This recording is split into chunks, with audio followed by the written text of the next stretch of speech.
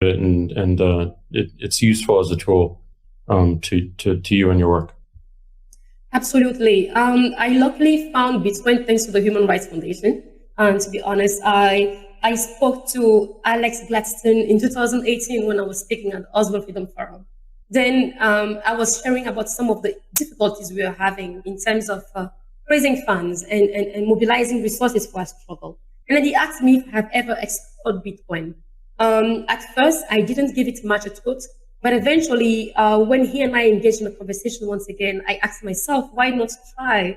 And at that time, it was only something I was interested in as a tool. When he taught me about it, and I did more research to understand how it works, how to buy it and send it, and then I eventually taught members of my movement how to set it up and receive it. We were only interested in making it easier for us to access money, send money, and receive money. But then eventually, I tried to dive in more into understanding the philosophy of Bitcoin itself. Then I realized that it is something that is built on financial freedom.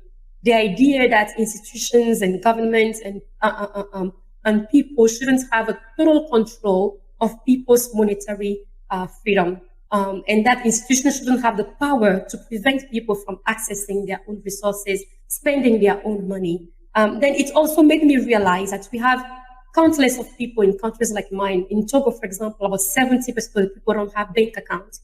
And for a long time, those people were completely excluded from the monetary system. It means they cannot access loans. They can never obtain things like student loans or mortgages, stuff like that.